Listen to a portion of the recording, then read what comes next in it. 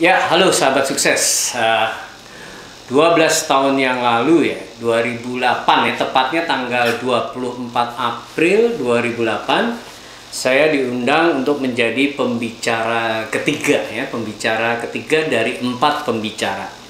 Yang pertama itu adalah Pak Yakub Esra, kemudian kedua itu maaf dari Malaysia, saya agak lupa namanya. Saya pembicara spesial ya, pembicara ketiga setelah makan siang ya, spesial biar nggak ngantuk gitu. Kemudian pembicara keempat adalah Tony Christiansen dari New Zealand.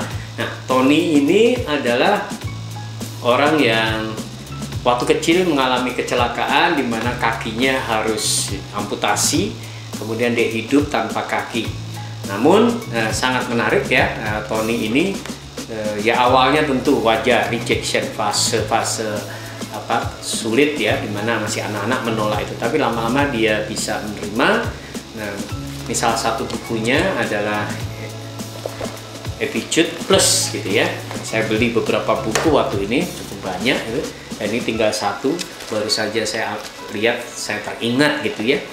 Nah, dalam acara itu tentu acara yang sangat seru, diadakan di Ciputra, di Ballroom Ciputra ya, tanggal 24 April 2008. Pesertanya penuh ya, jadi penyelenggaranya waktu itu Pak Raymond sampai nolak-nolak ya, jadi sangat full. Sebagai pembicara ketiga, saya punya tanggung jawab mengantarkan untuk pembicara keempat gitu ya, yaitu Tony Christiansen alias pembicara utama penutup lah gitu ya. Ya, saya awalnya melihat orang tidak punya kaki ya, tentu sebagai manusia normal bersedih ya, bersedih. Dan ketika saya ketemu, salaman, saya peluk itu, dia mengatakan kira-kira beginilah, jangan kasihani saya gitu ya, saya tidak cacat gitu. Justru saya kasihan dengan orang-orang yang tubuhnya sempurna tapi punya mentalitas yang cacat. Wah, itu nohok banget, betul ya, nohok banget. Jadi pada saat acara itu, begitu saya closing acara saya, setelah sesi saya closing, saya katakan ke para audiens bahwa seandainya orang keempat pembicara kita ini tidak mengucapkan satu patah kata pun, itu artinya kita sudah banyak belajar dari sejarah dan keteguhan, keberanian, tekadnya untuk menjalani hidup pasca kakinya tidak ada. Wah, luar biasa. Karena memang Tony ini luar biasa ya. Dia tidak punya kaki tapi juara taekwondo.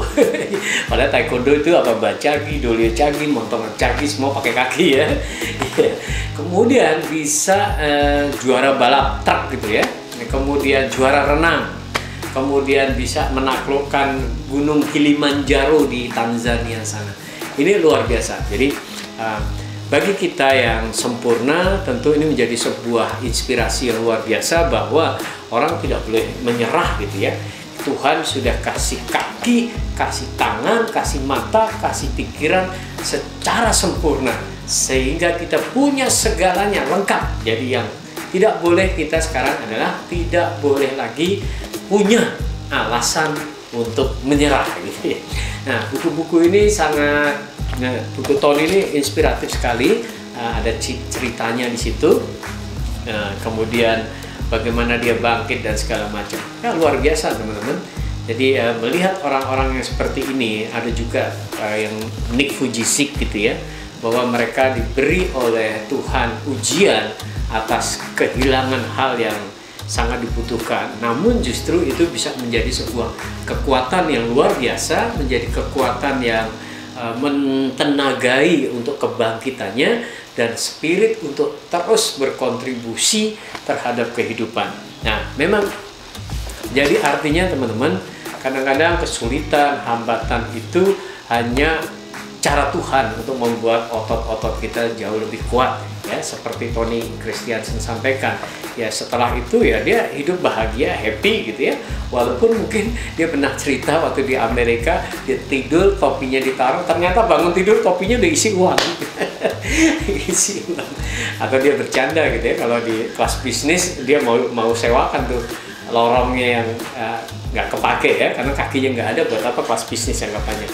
Nah, keceriaan, semangat, optimisme, kemudian tentunya rasa syukur atas hal-hal buruk yang terjadi itu akan menjadi hal yang justru sebaliknya. Kesyukuran kita atas masalah itu justru bisa membuat jadi kekuatan dia ya. Tony Christiansen tidak punya kaki, Nick Vujicic kemudian tidak punya kaki, tidak punya tangan, maka dia bilang no arm, no legs, no problem. No arm, no legs, no problem. Jadi apa yang paling kuat, modal apa yang paling dahsyat dalam diri manusia adalah pikirannya.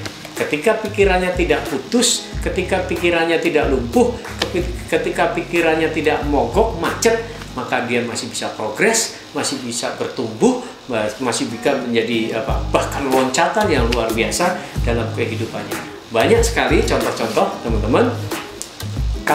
Kalau Anda perhatikan orang-orang sukses, baik itu pengusaha, baik itu pembicara, baik itu tokoh politik, ketika di interview dia akan mengkorek-korek sejarah hidupnya, di mana dulu letak sulitnya gitu ya.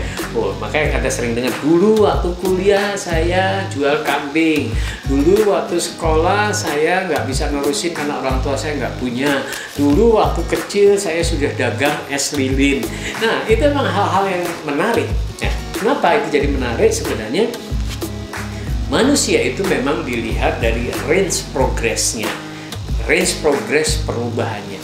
Ketika dia dari ekstrim rendah kemudian loncat, misalnya seperti Pak Andri Wongso dengan STTT-nya, sekolah dasar tidak tamat, namun beliau sukses luar biasa dan menginspirasi banyak orang-orang di Indonesia, itu pun luar biasa. Jadi teman-teman, ketika posisi Anda buruk, ya itu kadang-kadang bisa menjadi sesuatu yang sangat kuat untuk menjadi inspirasi.